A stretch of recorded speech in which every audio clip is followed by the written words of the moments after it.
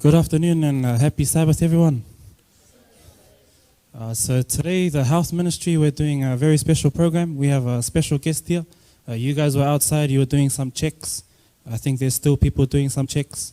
We're going to start now. And before we begin, we just bow our heads and we have a word of prayer. Thank you, Lord, for this time that we can come together on the Sabbath day and fellowship with everyone. Be with us here. Be with our friends and family that are not here. Maybe they're at home. Some of them are sick. Be with them too. May your Holy Spirit work and your will be done. In Jesus' name I pray. Amen. Okay, happy Sabbath, everyone. Okay, so just before we hand it over to our special guest, I'm just going to share a very quick natural remedy. Now, this is very good, especially for this time of the year. Everyone's got the cold and flu and so forth. You don't have to wait until until you're sick to have this. So that you can have it any time of year for preventatives. Okay, so it's a few simple ingredients, just the stuff you'd find in your cupboards.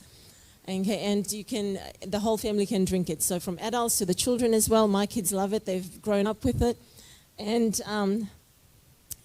it has lots and lots of ingredients that eliminate toxins from your body and anti-inflammatory and so forth if you have high blood pressure, and it's awesome for that as well. So just the simple ingredients. As you can see, we've got the recipe up there. I'm going to make a little bit more just because we're going to all have a taste afterwards. Okay, so it says there, if you're making it at home, it's half a large onion. So I've just made like one whole onion. So it's peeled, chopped, straight into your blender.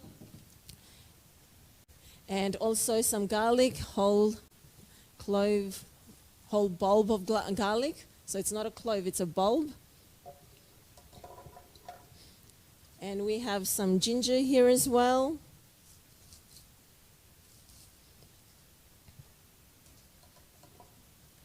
And also, Zach is going to put in about a quarter teaspoon of cayenne pepper. Now, cayenne pepper is quite hot. You don't want it anymore, or else you won't be able to drink it. So just a little bit, please, Zach.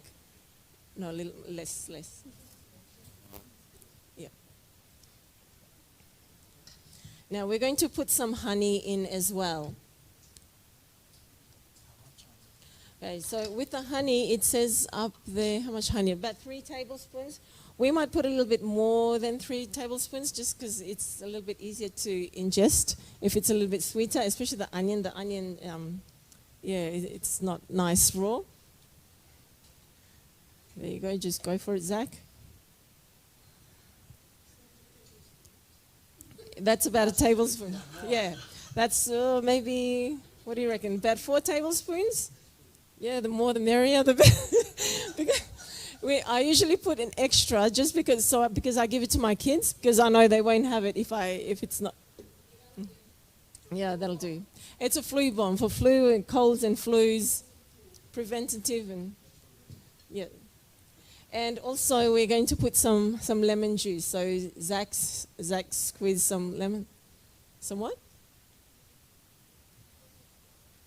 No, because there's bits of seeds there as well, so we've decided just to keep it in so the seeds doesn't go in. Well, anyway, that's about it. And you do have to mix it with about 1 liter cup of warm water. The water is important. So just drink it on its own. No, it makes you a little bit nauseous. So water is good. So when you blend it all up, the recommendation is to have maybe half a cup every hour or so throughout the day. Okay, so you don't drink it all in one go. You'll be running to the toilet. So half an hour, half a cup every hour. And it does work, and especially even like if you're a breastfeeding mum, when the kids were sick, when they were little and they were sick, when they have high temperatures, I would just have that, and it'll bring their temperatures down. Okay, and it helps with their cold and flu as well. Okay, so. And that's it. Yep. So that's about it. That's just a quick demonstration, nice and easy. Okay. Just stick it in a good blender, blend it up, and there you go. Okay. So that's our natural remedy for this afternoon. We're just going to clear this up quickly, and then I'll hand it over to our special guest. And also, we'd like to thank Shae before we hand it over to him for giving up his time to come and share his knowledge with us. Yes, a bulb, yes. A bulb is a whole one. Yes, it stinks, but it works. It does work because Shae, I know Shae's taken it when he was very sick when we were doing mission work. And yes, he doesn't particularly like it, but he knows it works. Yeah, it's not the most inviting smell, but when you drink it, you feel much better.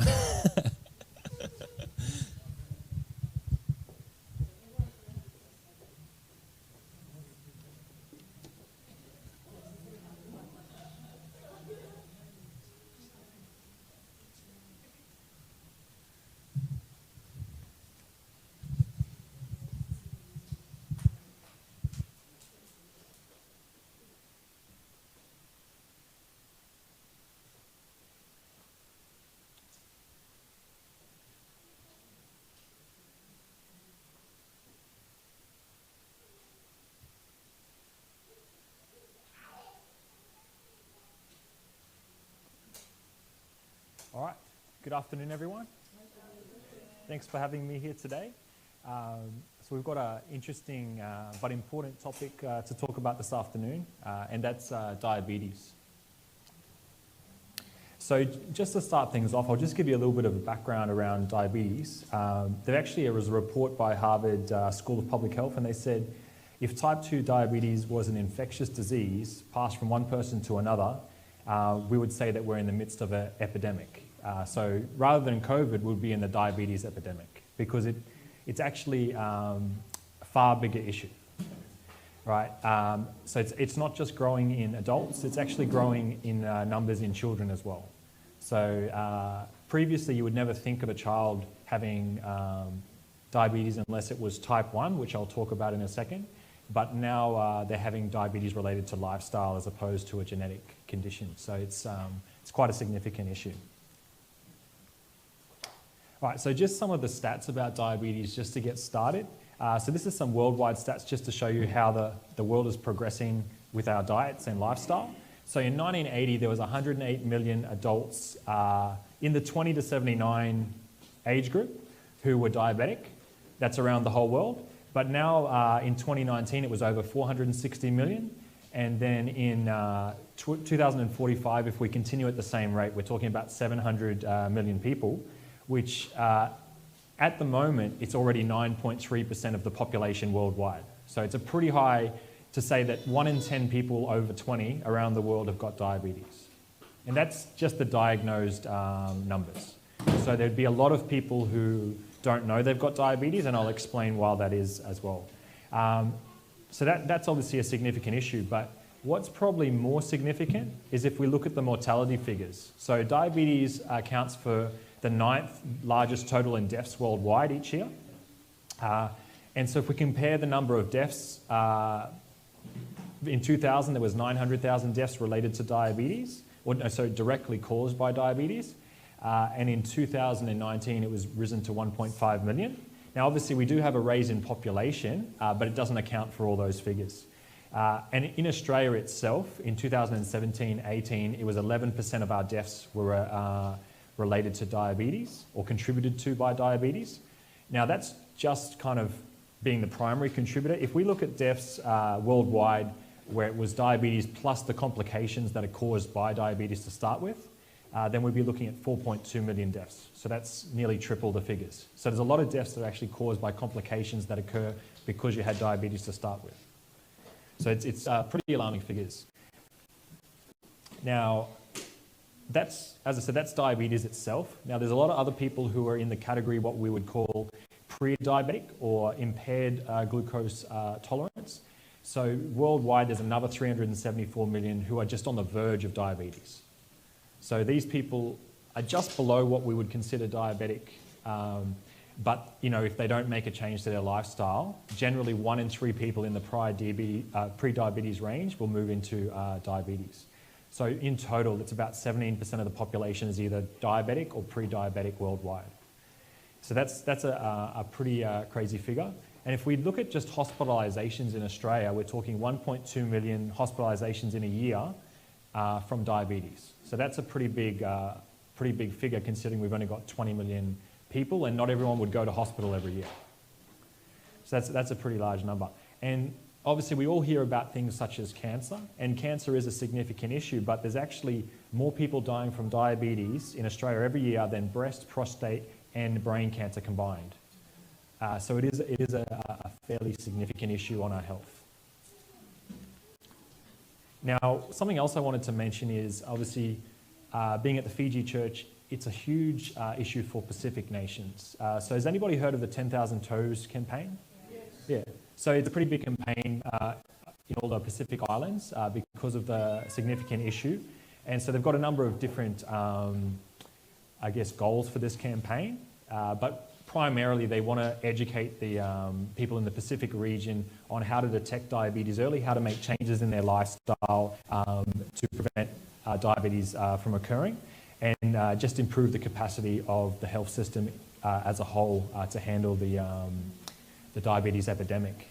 But it's pretty crazy when you look at the top 10 countries in terms of percentage of the country experiencing diabetes in the world. 7 out of 10 are Pacific nations. So that's a very significant issue. So I mentioned 7 out of 10. So those 7 countries are the Marshall Islands, Kiribati, Tuvalu, New Caledonia, French Polynesia, Solomon Islands, and Guam. Now, those are the countries where it's most prevalent, but not far behind is Fiji. So Fiji, 15% of the country in 2019 was diagnosed with diabetes. Now, that's just the diagnosed figures. They actually published in some of their local health articles that they reckon the figure is closer to 30% of the adults. So that's something that everyone should be very concerned about, particularly there, obviously, but also here. Now, as I mentioned, many of those things, many of them go undiagnosed, and I'll kind of get into that in a second. So what is diabetes to start with? So I'm sure everybody knows that diabetes is related to our sugars because we check our sugars, but what does it actually mean? So the name diabetes was actually coined in 250 BC, so it's been around a very long time. It's not a new disease. So it was coined by a Greek physician, and his name was Apollonius of Memphis. So I don't know if I said that right, but essentially the name that diabetes means is that something is siphoning through our system or passing through our system. And then they brung in the term mellitus later in the 17th century to say that essentially we've got sugar passing through our system. So that's what it means. But yeah, when they look back in the heritage of all the different populations around the world, all the ancient populations, there's evidence of diabetes in nearly every one of them. So in the ancient Egyptian records, there's suggestion that some of the people there were struggling with diabetes, ancient Chinese, ancient Greeks. So it's a condition that has been around throughout biblical times. And that should be something that we should learn. It's not something that it's just suddenly popped up, but then why is it suddenly a big issue? And there's got to be a change because it was an issue before, but it wasn't the most significant health issue that people were facing. So diabetes itself, though, is a chronic disease which occurs when the pancreas does not produce enough insulin or when the body cannot effectively use the insulin that it is producing. So there's a couple different mechanisms behind that. So I'm going to explain the 3 different types of diabetes so everyone's aware that there is different types.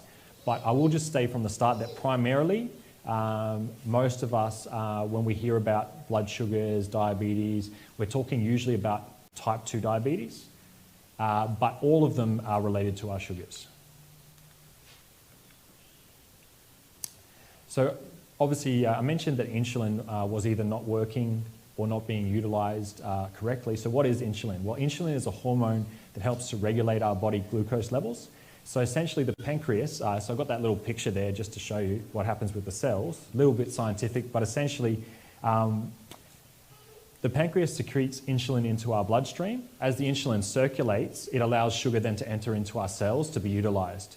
So if you look at that picture there where you've got those big cells, you've got the little insulin bubble, and it's got to connect up to the receptor so that then the gateway can open for the glucose to be utilized by that cell.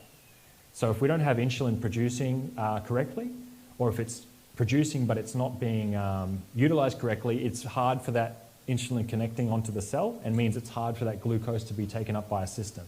So that's probably more technical than you need to know, but essentially it just means that it's hard for our body to get rid of the sugars that we're eating. And glucose is our main source of energy. So, you know, carbohydrates are full of glucose.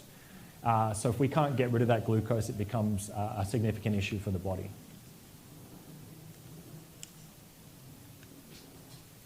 So 3 types of diabetes. The first one's called type 1. Now, this is often associated with children. So this is the type of diabetes that often is diagnosed in the youth. But it's not always diagnosed in the youth. Even an adult can receive type 1 diabetes later in life. Now, it's an autoimmune condition, and we don't really know what the specific cause of it is. So I will say that. So it's not something we can particularly prevent. There's a number of factors around it, but essentially what happens is it's a reaction that occurs in the pancreas, and the insulin cells, the beta cells they're called, are destroyed by the body's own immune system, and the result is that we don't produce any insulin, essentially. So if we're not producing insulin, then it's hard for us to actually activate that receptor, which lets the glucose into the cell. So it's quite a significant issue when it does occur, and it can actually come on very suddenly. So you can't look at someone and say, based on their lifestyle, I think they're headed towards type 1 diabetes. It doesn't happen like that. It's something that can just happen out of the blue.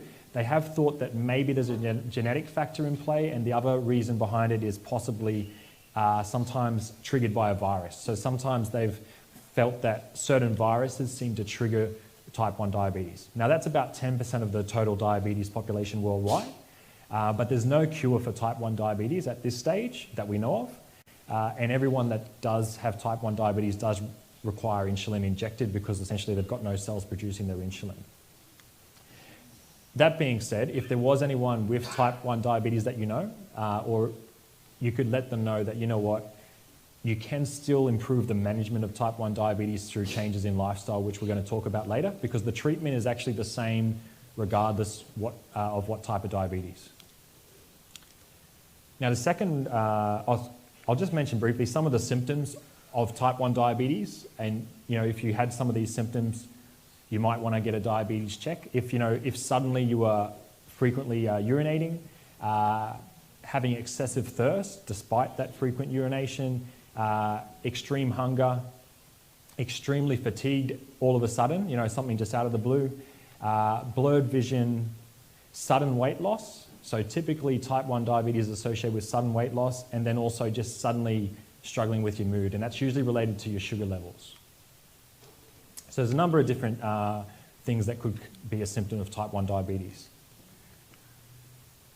Another type of diabetes, particularly important for the women, not so much for the men, is gestational diabetes. So essentially this is diabetes that occurs during pregnancy.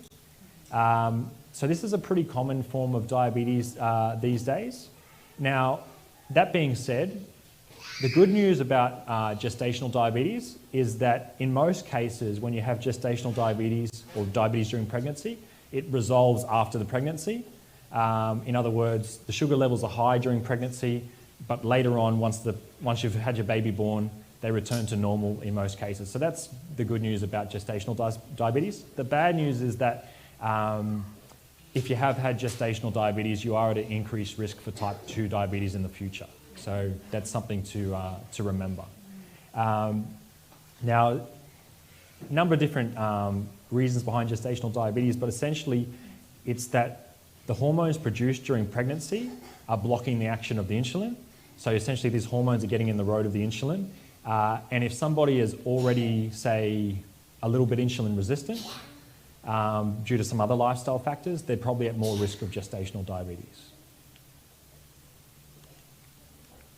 Now this is where we're going to focus primarily on today, and this is type 2 diabetes. So this is 85% of all diabetics.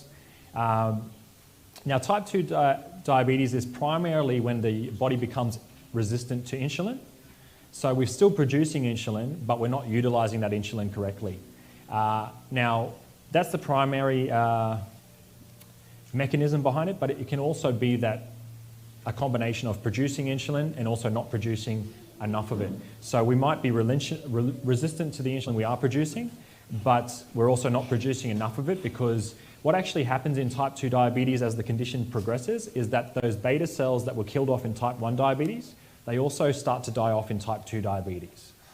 Usually by the time someone is diagnosed with diabetes, they've lost about half of their cells that produce the insulin. So they've still got some insulin being produced, but it's much harder if you only got half the number of cells producing it. Now, one thing to know from the very get-go with type 2 diabetes is that it's a progressive condition. So it doesn't come on all of a sudden, it comes on over a period of time, and the symptoms progressively get worse over a period of time. But lifestyle changes can significantly slow down the process. And if you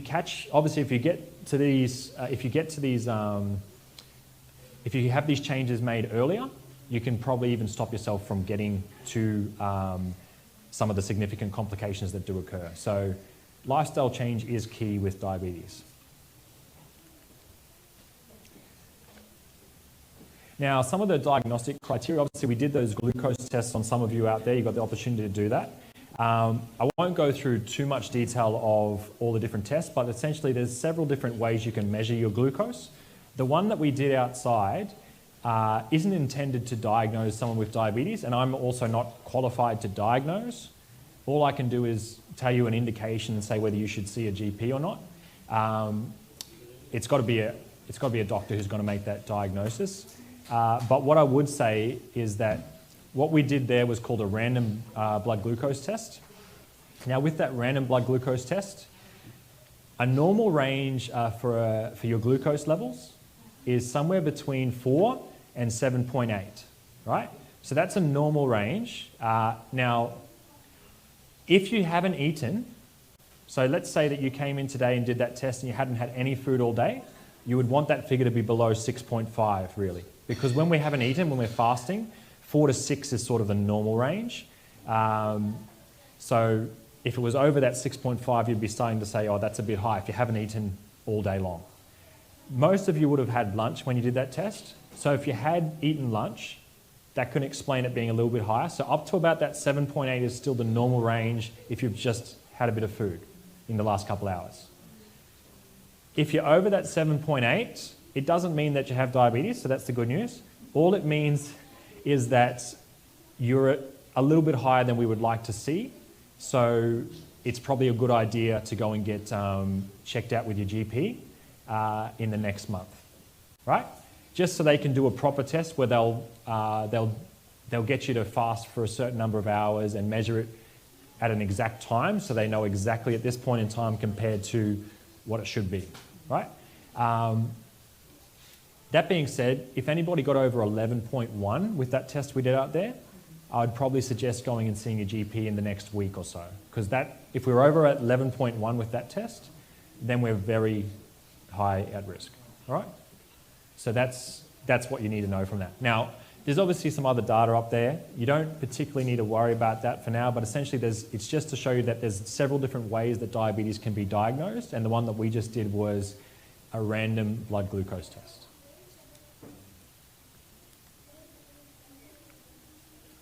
All right, now something else I'll just mention in terms of our types of diabetic conditions is called prediabetes.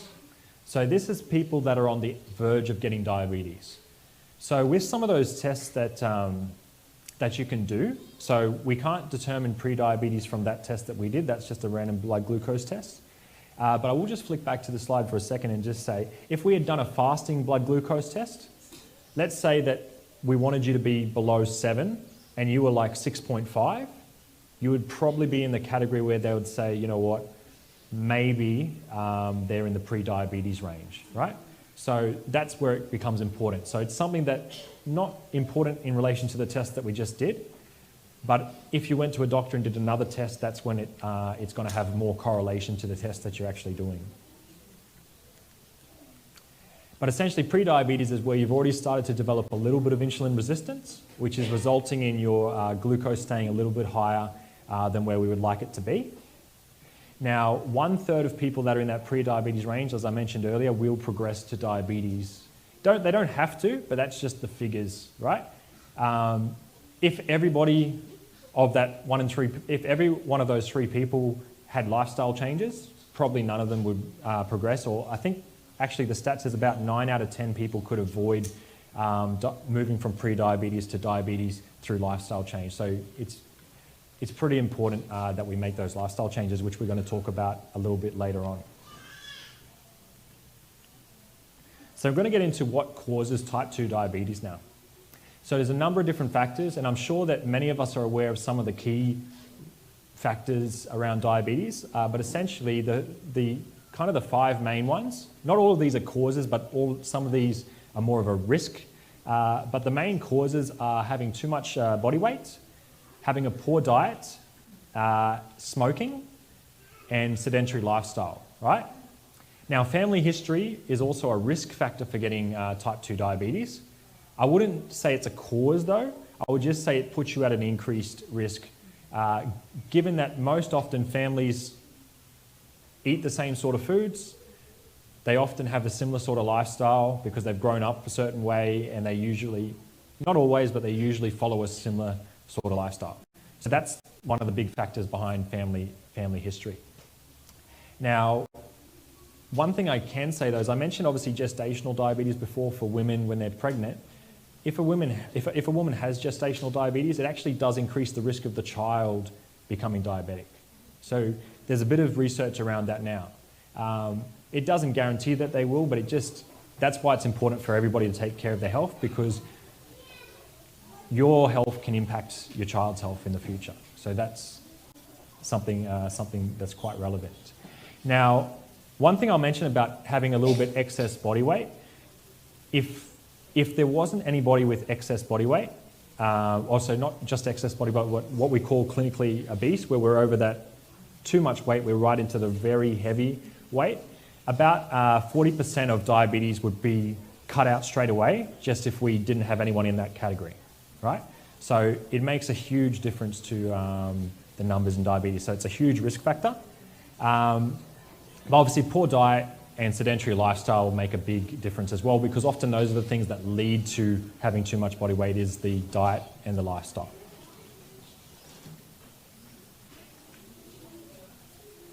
Other factors that increase your risk. So age, having high blood pressure. High blood pressure is actually a risk factor both ways, because if you're diabetic, it leads to high blood pressure, but if you've got high blood pressure, it can also put you at greater risk of diabetes. So they kind of coincide with each other. Now, being of certain cultural backgrounds, so Indigenous Torres Strait Islands, Pacific Islands, Indian subcontinent, and Chinese cultural backgrounds do put you at a little bit of an increased risk of diabetes. As we mentioned earlier, obviously, 7 out of the 10 top countries are Pacific Island in terms of diabetes risk. So it definitely does put you at an increased risk. Now, increased risk with these nations is primarily due to, within these nations, there's an increased percentage of people that are generally having a little bit greater body weights.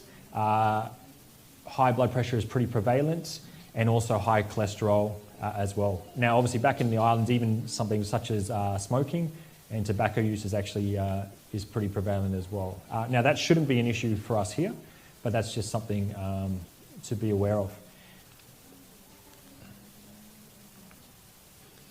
So type 2 diabetes is actually called the silent killer. So I mentioned earlier that it's a progressive condition that just comes on slowly, but we also don't notice the symptoms often. So the symptoms are actually somewhat similar to type 1 diabetes, but they don't come all on at once.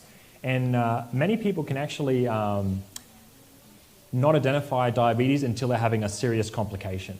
So I've actually heard of stories where someone doesn't realize they're diabetic until their foot won't stop healing from a wound, right? They step on something and they get a big cut and it doesn't heal, and they wonder what's going on. They see the doctor and find out that they've been diabetic for a number of years, right?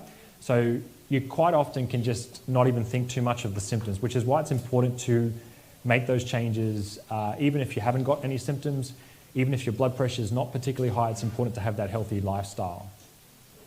So if the sugars are not high, blood pressure is not high, it doesn't mean that you don't need to make a change.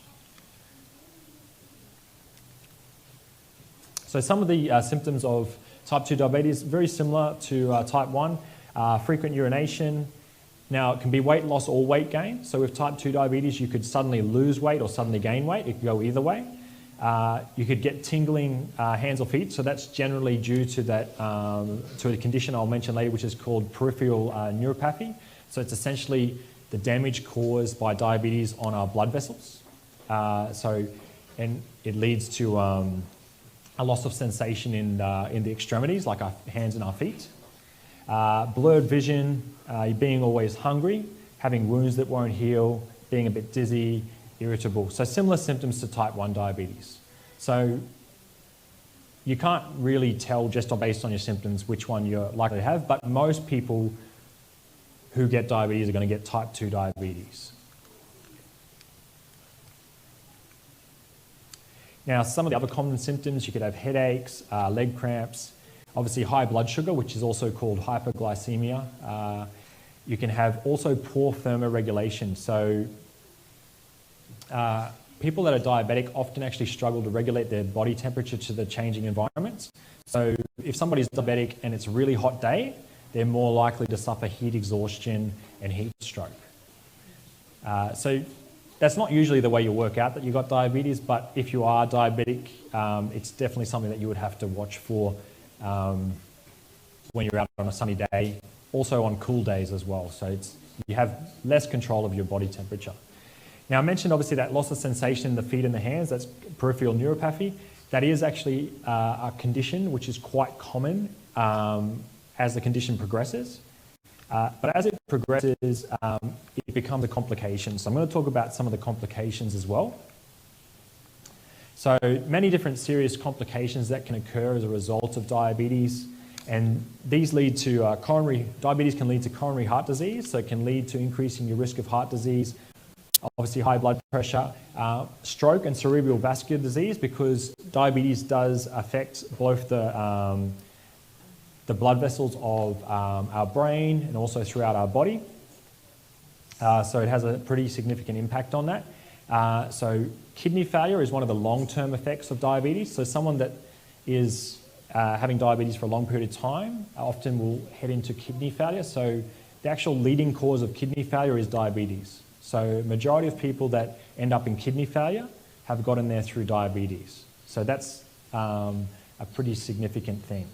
Now, there's also peripheral vascular disease. So that's like essentially issues with the heart vessels, with the vessels outside the heart. So it's a disease of the vessels outside of the heart and the brain. So that's called peripheral vascular disease. Often you have struggle with walking when you've got PVD because you've got pain in your legs. Neuropathy, so that's what I mentioned already, the peripheral neuropathy. You can also have autonomic neuropathy. You can have struggle controlling your blood pressure as well. Retinopathy, so this is damage to the eyes. So often people actually go blind from diabetes as well. So that's another significant complication. So there's a lot of pretty significant complications, which is why it's really important to get on top of it as early as you can. Now, the one that I will mention, and this is a real sad result of diabetes, this is limb amputations. So the number one cause of amputations in Australia is actually diabetes. So often the damage that is caused to the vessels throughout the body, particularly in the peripheral regions, actually leads to the amputation of legs and arms, right? So that's a really bad complication that occurs. Now, it's not something that usually occurs early on in the disease, but it's something that usually occurs after you've had diabetes for 10, 15, 20 years. So if it's not managed in the right way and you don't make the right changes to your lifestyle. Now, a sad story I have actually from that, I actually met the president of the Cook Island Conference of the Adventist Church maybe 5-6 years ago. I ran into him at another church and he wanted to go and visit the Cook Island Church, so I took him there that afternoon to meet them. Anyway, he gave me his contact details. We were communicating with each other. And he actually had an amputated limb already at that time from diabetes. Anyway, about maybe 3 or 4 months after I met him, I got an email from the family to say that he'd actually died from diabetes. So it does really cause significant issues if you get to that stage where you've got issues with your limbs, issues with your peripheral neuropathy and whatnot. So when you're getting to that stage, it's a fairly advanced disease. So what can we do then to try and manage and prevent this, right? Because obviously we don't want to get to the stage where we're really discussing those serious complications of diabetes. So there's a number of different things we can do. So prevention and the prevention and also the cure, well not cure, but the way to manage diabetes is actually the same. So outside of, obviously there is medication, and sometimes medication may be required for diabetes. Obviously type 1, it's a definite requirement at this stage. Type 2, you can get to the stage where you need to take insulin, right? But obviously there are certain changes we can make in our lifestyle to prevent us getting to that stage. Or if we are already at that stage, to prevent us from progressing any further. So those 3 changes are maintaining a healthy weight, primarily through changes to our diet and our exercise. So a healthy diet, increased exercise will have significant reduction in risk for us if we haven't got diabetes. But if we have got diabetes, let's say that we're needing medication, if we make changes to our lifestyle, we might be able to reduce the amount of medication we're taking, or even get to the stage where we don't need to take any medication. And I'll explain why that is, but diet and exercise do have a significant role to play in avoiding the need for medication with diabetes. So they actually said that 9 out of 10 type 2 diabetics wouldn't be type 2 diabetics if they had a healthier lifestyle. So majority of diabetes epidemic could be prevented through changes to our lifestyle. All right, now I wanted to just mention before I get, did I skip a slide there? Oh no, that's right, it's before that. Okay, so what I wanted to mention was there's actually some biblical advice regarding, not regarding diabetes, but it's beneficial for diabetes, right? So God actually foresaw some of the dangers related to our lifestyles. So a few verses just to highlight some of the actual advice that's great for diabetes is, if you find honey, eat just enough. So God foresaw that we would struggle with eating the right quantities of food, right? Because when we taste something that's sweet, we want to have more of it, and then we want a little bit more, and then maybe a little bit more on top of that, right? So God foresaw that was going to be a struggle for us, and so that's why he gave us that advice in Proverbs 25:16. He actually said if you eat too much of it, you will vomit. Now, I don't know if anybody's had so much food that they vomited, but it is something that happens. So he was trying to give us that good advice. He also said in Proverbs 23, he said, when you sit down to eat with a ruler, consider carefully what's before you, and put a knife to the throat if you are given over to your appetite. Now, obviously, I'm not suggesting we do that, but the point he was trying to say there, I think, is that we don't want to allow ourselves to be overtaken by our appetites. We want to be in control of our appetites, right? Because allowing our appetite to control us means that we're no longer submitting ourselves to God, we're submitting ourselves to our appetite, right? So that's something that's important to remember. Now, even the people of Sodom are actually spoken about in relation to diet. So with in Ezekiel 16:49, it says, look, this was the iniquity of your sister Sodom. She and her daughter had pride, fullness of food, and abundance of idleness, right?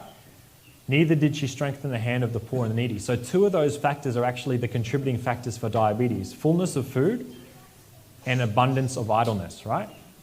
So we know that those things are not associated with what God has designed for us. So that's something that's very important for us to recognize. And there's another one. I think God really foresaw that the sweet tooth, because he mentions it twice. He says in Proverbs 25:27, it is not good to eat much honey, right? So he doesn't just mention the honey thing once. You know, he's inspired his writers to mention that again, right? So I think that's something that we should really be aware of. Now, actually, another verse which I haven't got up there on the screen, actually in Philippians 3:18-19, Paul actually makes reference to making our belly our God and being an enemy of the cross. And essentially the point I think he's trying to make is that if we allow our appetite to control us, it has real dangers for both our physical, mental, and spiritual life, right? Because we're allowing it to then take the place where God should be. So how do we maintain that healthy weight? And why should we maintain it? I mean, obviously God said it, that should be enough reason, right? But just to give us the stats that actually show how important maintaining a weight is. So if we're overweight, it not only increases our risk of diabetes, but it also increases our risk of heart disease, stroke, some cancers. But excess weight on its own is actually the single most important cause of diabetes. It actually increases your risk of diabetes by 700% if you're overweight, right? Now that sounds like a big number, but essentially what it's saying is that if you're a healthy weight, you'd be that 0%. And if you're overweight, you've now increased your risk by 700%, even if you're having the right foods. So that's something that's important. Just being overweight in itself is a huge risk factor, right? On the good side of things though, even just a small adjustment to our weight will make a big reduction in our risk. So they actually found that if we just lost 5 to 10% for those of us that are overweight, it would significantly improve our diabetes management and could prevent those who are in the pre-diabetic category from moving to diabetes in 6 out of 10 cases. So when you're in pre-diabetes, you're already in a high risk of getting type 2, but you could, 6 out of those 10 people, if they just reduced their body weight by 5 to 10%, which if someone was 100 kilos, that's either 5 or 10 kilos. So somewhere in that range, 6 out of those 10 people won't progress to diabetes if they were to do that. So I think that's a pretty important thing to realize, that we don't have to necessarily lose 20, 30 kilos to have a big impact on our health. Even that 5 to 10% difference will make a huge adjustment. Now, not only that, on the other side of the scale, I mentioned obviously diet and exercise are important towards our diabetes risk and how to prevent it and manage it. So if we're overweight, it's actually much harder to get motivated to exercise, and you feel a lot more pain in your joints because there's a lot more pressure on the joints. So if we lose that 5 to 10% body weight, after we lose that, it's actually going to be easier for us to get that motivation. It's going to be hard, that first 5 to 10%, but once we lose that 5 to 10%, it'll be much easier for us to keep progressing because we're going to feel much better when we're moving about. We're going to have more energy, so it's going to be easier for us to progress further. Now, looking at diet in diabetes, so obviously maintaining that healthy weight is going to come through changes to our diet and our exercise habits. So there's 4 key dietary changes that which can have a significant impact on preventing diabetes. So the first one is choosing whole grains and whole grain products rather than the refined grains and highly processed carbohydrates. So there's actually strong evidence that a diet rich in whole grains can be protective against diabetes. So often, I think many of you probably have heard at some point, we've got to cut out the carbohydrates. Now, there are some people who will benefit from cutting out carbohydrates, and you may need to reduce total proportion of, for some people you may need to reduce your total intake, but it's not so much reducing carbohydrates as changing the type of carbohydrates that you're having. So they actually found if you increase your serves of whole grains by 2 serves a day, now not to say adding 2 serves of whole grains to your diet, but changing 2 serves of carbohydrates with 2 serves of whole grains, it reduces your diabetes risk by 21%. And the reason for this is there's the bran and fiber content in whole grains, which makes it much harder for the glucose to be broken down, which means that your insulin doesn't work as hard because it's going to slowly increase the blood sugar, meaning less stress on the pancreas and on the beta cells, right? So it's really, that's a pretty good change we could make. If we just cut out 2 serves of carbohydrates a day that are refined. So when I say refined, maybe we're talking about white bread. Cut out a couple of serves of white bread, replace that with some unrefined whole grains. That's going to make a big difference to our diet. Now, the next one, I would say this is probably going to be applicable to many of us. Is there anybody here who likes a fizzy drink? No? No one likes a fizzy drink? Couple people. Yeah, but but you do like that fizzy drink, right? So for those who do actually have the sugared fizzy drink, so if you're already not having it, that's great. But for those that do have it, choose water instead. And even if you're not having the sugary fizzy drink, choosing water instead is going to be more beneficial. So they found that just one 340 mils, so this is a bit bigger than a glass, it's like a glass and a half, 340 mils of a sugar drink, so like a soft drink or a fruit drink, each day increases your type 2 diabetes risk by 25%. So just that one drink per day, right? So 2 drinks is 50%, 3 drinks 75%. So like, in other words, it keeps adding to your risk, right? Now, fruit drinks also go into that category, not quite as high as a soft drink. So rather than 25% from one drink, a fruit drink would increase your risk through 2 fruit drinks, 31%. So it's a little bit lower than the soft drink. But when I say fruit drink, I mean those juices that are not really juices. You know, you see looks like a fruit juice, but it's actually fruit drink where it's full of added sugars. Now, on that same category, I guess, if we have too much fruit juice, just like anything, you can have too much of a good thing. So we really shouldn't really have more than that one fruit juice a day either. Like, we shouldn't be having 5-6 cups of fruit juice a day, right? Now, you can get away with a bit more if you are very active, and that's the same with all diet things. If you're very active, you can get away with a little bit more. But you can't, say, do an hour of exercise and now triple my intake of drinks, right? It doesn't work like that. All right. Now, the next category is fats. So choosing our healthy fats.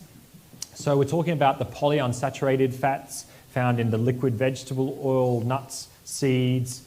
They can protect against type 2 diabetes, right? So polyunsaturated fats.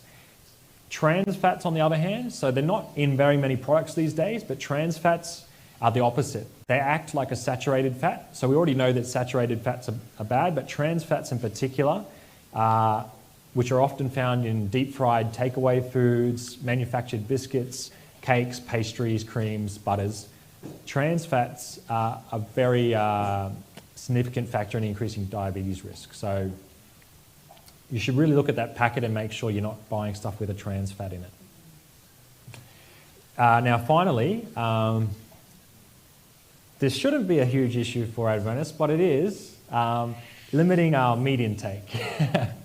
So obviously, I'm not saying you can't have meat, but if you're having meat, you really need to limit the red meats and avoid processed meats. Make sure it is the fresh stuff, not those little strips of meat that are highly processed. Yeah. And if you are having meat, it's really better to have that fish or chicken. Like, they are the better meats, but I'll talk about something even better than that in a second. But so limiting our red meat and avoiding processed meats, choosing nuts, beans, whole grains, poultry, even a small steak daily. So a little small steak, right? That would actually increase your risk of diabetes by 20%. So that's why cutting out the meats is really important for us as much as we can. Now, on the other hand, those processed meats are so much worse because two little slices. Now, I know that we don't eat certain meats, but like a single hot dog, right? Or 2 little slices of that processed meat. So maybe like some beef that's been sliced up, that sort of real processed meat would actually increase your diabetes risk by 51%, right? So processed meats make a huge difference in comparison to a fresh meat off the bone, right? So usually any sort of sausage is very highly processed, but I do know that there are certain hot dogs you can buy where they're specially made ones where they're made of the good meats and not that highly processed variety. Okay, so what's your definition of processed meat? So I guess when I say processed meat, something that has significantly changed from the original product, but so what I'm saying is there are hot dogs that are better than others, but they're still going to be higher risk than straight off the bone, because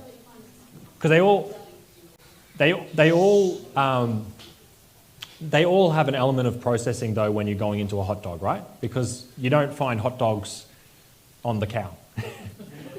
So, yeah. Yeah, exactly. Yeah, exactly. I have seen the plant-based ones.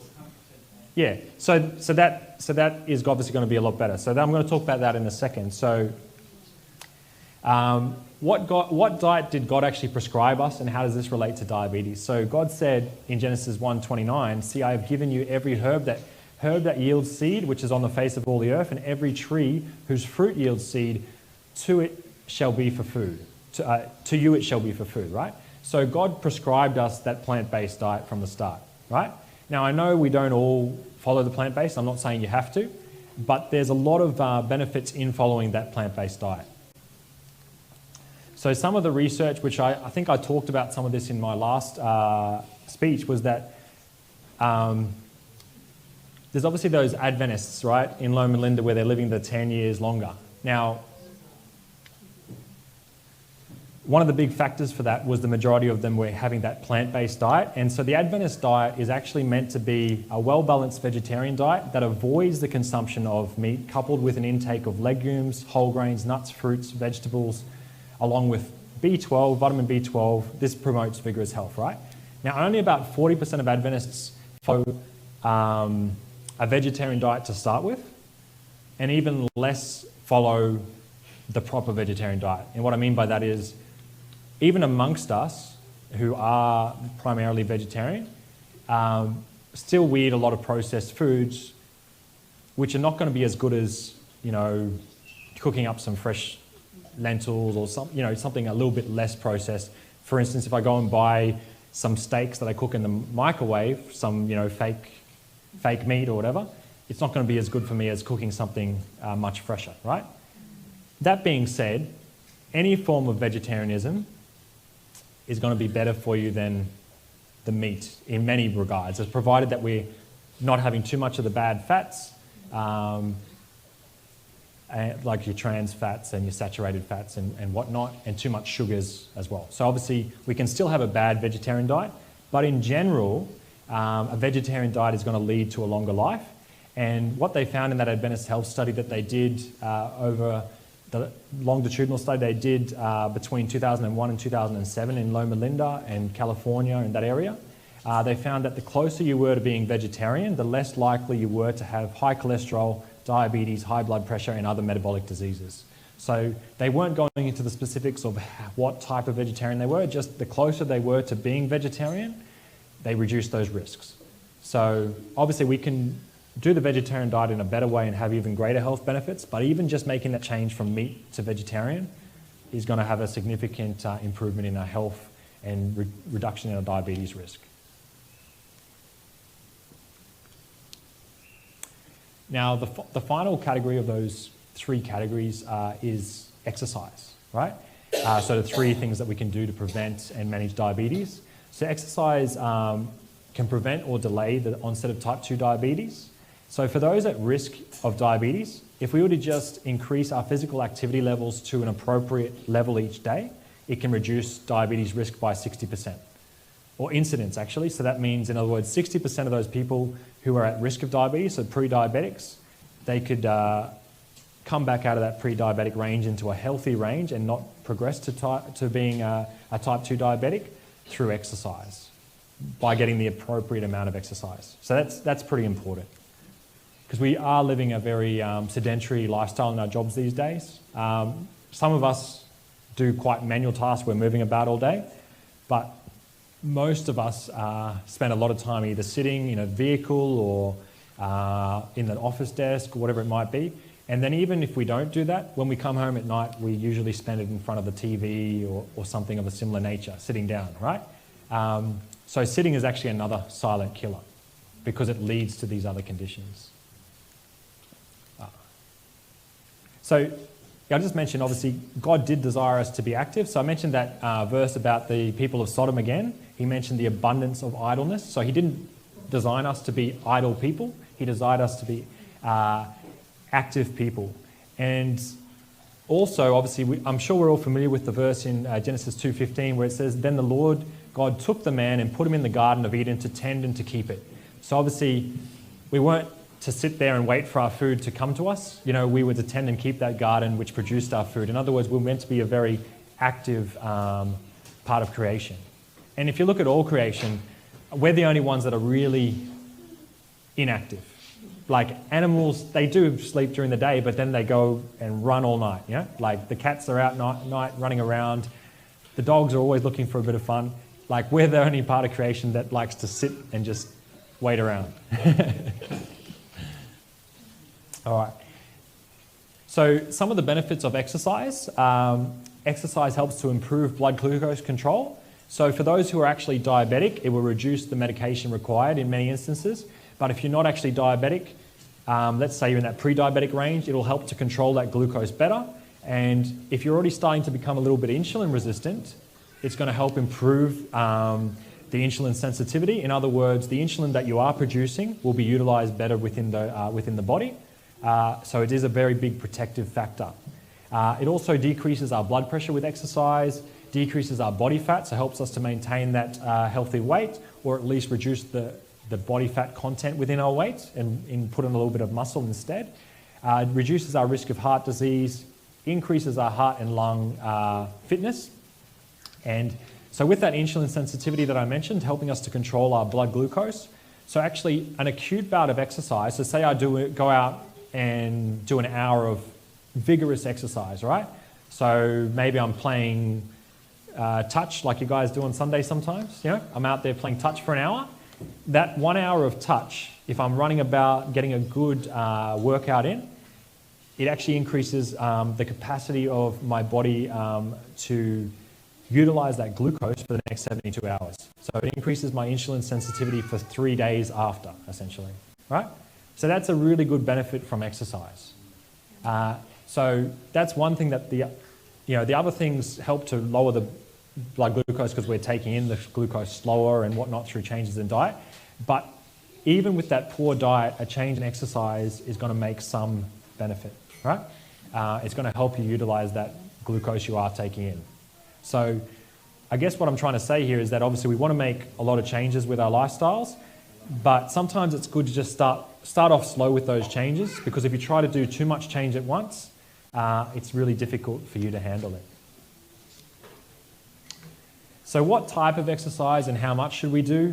Just to give you a little bit more information. So both aerobic and resistance training are important. But in general, we should be getting more of that aerobic exercise. Not to say that there's any limit on how much resistance we should be doing, but the guidelines for physical activity in general are 150 minutes of moderate or 75 minutes of vigorous, as a minimum, aerobic activity each week. So that's like jogging, running, swimming, that sort of stuff. And 2 days of muscle strengthening with no specific time period, but essentially about an hour's of muscle strengthening activities each week. So that's kind of the minimum that we really do want to get, right? That's the recommendations. Now, if you were diabetic, or you were at risk of getting diabetes in that high risk range, you actually want to build up to a higher level of exercise initially to try and combat those factors quickly. So not saying that you go from zero exercise to 210 minutes a day, but eventually you actually want to get up to 210 minutes or 125 minutes of vigorous. So moderate 210 or vigorous 125. So vigorous is like that, where you can barely talk while you're doing the exercise, and moderate is that I can have a conversation while I'm doing it. So like going for kind of like a walk or a slow jog, while going for a run would be vigorous exercise. So that's kind of how you differentiate it. But you get more benefit in a shorter space of time if it is vigorous. But it's always good to just start out with something that's a bit more moderate, just to ease your way into things. Now, that in addition to that, you should also get about an hour of resistance training each week. So going to the gym, like Zach does, get at least an hour of that each week. Spread across 2 days as a minimum, or you could spread it even across like 4 days, 15 minutes. It doesn't have to be a big amount each day. And the other thing with our aerobic exercise, we really want to make sure that we don't go 3 days without doing anything. So we want to make sure there's not 3 consecutive days each week of not doing some aerobic activity. So at the minimum, every second day, really, we want to be doing some aerobic activity. So yeah, if you're diabetic, though, if you are diabetic, or if you know someone who's diabetic and you're saying to them you should get out and exercise, It is important, though, if you were diabetic, to kind of speak to your health professional before you go out and significantly change what you're doing, just so that they can give you any additional advice that might be specific to your individual case. But in general, there's no harm in just easing into whatever you're going to do. So that's the way to do it. It's not like, all right, I'm going to go out this week and I'm going to do exercise every second day for half an hour, all right? If you've been going from not doing that to half an hour, you're probably going to burn out pretty quickly and you're going to get sick of doing it. Well, if you just build your way up into it, like maybe I'll do 10 minutes and then 10 minutes and then 10 minutes. That's only, maybe that's half an hour, but it's still half an hour more than I did last week, for instance, right? So we only have to make small improvements to get a benefit initially, right? So kind of some of the final thoughts that I wanted to share with you, just to kind of sum up what we've been talking about. And this is specifically for the exercise to start with. This is exactly what I just said. So a verse that from the Bible, Proverbs 14:23, it said, "In all toil there is profit, but mere talk only leads to poverty," right? So it's good for us to talk about this, right? But if we don't implement these changes, or some changes at least, it's of little value, right? Knowing about something without doing it is not of much value. But on the other side of the scale, even just a small amount of effort is going to get you a benefit, right? So making a small change to your lifestyle is going to be of benefit. And then after you've made that change, then you can look at making a little bit bigger change and so on, right? So you just ease your way into any change that you need to make. So once again, Paul actually says, "For physical training is of some value, though, but godliness has value in all things, holding promise for both the present life and the life to come."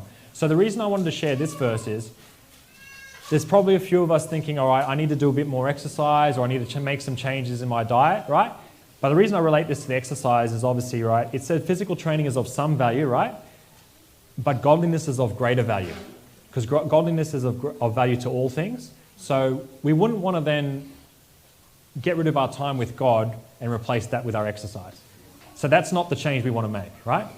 We want to make the change for, say, some time I would normally be spending in front of the TV, or some time I'd be normally spending doing something else, which may be still valuable, but isn't essential to my health. That's where we want to make that change. We don't want to take from our time with God to make that change, because that time with God is obviously of more value than the exercise. The exercise might be of value to our health, but that time with God is of value to all areas, right? So a little final text and encouragement I wanted to share is, "Do you not know that your bodies are temples of the Holy Spirit who is in you, whom you've received from God? You are not your own, but you were bought with a price. Therefore honor God with your bodies." So what I want us to do is, obviously, we want to think of our bodies as a temple of God, right? So we want to think of our bodies as something of significant value, right? Because that's how God pictures us, right? We're of value to Him. And that's why He gave us advice on not eating too much. He gave us advice to be active. He's given us advice throughout all time, right? So we need to think about our bodies in that way, with that same value that He thinks of them, and take care of them in all of our ways, not just spiritually, not just mentally, not just physically, but spiritually, mentally, and physically. We want to take care of our bodies, right? And if we can make some changes on the physical side, it actually is going to help us with our spiritual side as well, right? And so that's something, they're interconnected, right? Because if we're making a change for the better in one area of our life, provided we're not taking away from that spiritual side of our life, we're doing it in addition to that, it's going to give us more vigor, more endurance to then proceed in that spiritual side of life and go out and be more energetic in our mission that God has given us, right? So it's going to be of great benefit. And obviously, if we've got better health and we make a change, so one of the biggest ways we can witness to someone else is making a change in our health, because they notice a change and they say, well, why did you do this, And it gives you an opportunity to share with someone and talk with them. And it's a way to lead others to Christ as well. So that's pretty much I wanted to share with you guys today. I hope you've gotten some new information. One thing I did want to just kind of remind you of if you were in that kind of above the normal range, do get that checked out with your GP at some point in the next month, just so they can do a proper test. I don't want to worry you and make you think as though it's something of concern, but it's just that if you get it checked out properly, then you can put your mind at ease and say, you know what, this is where I am. It doesn't put your mind at ease in terms of saying I don't need to make some changes, but it's just good to have that accurate information of where you really sit on the scheme of things, so that you can then make the appropriate changes with your health as well. Now, might just, do you want me to? Yeah. So I might just close Sabbath, guys, if we just want to bow our heads.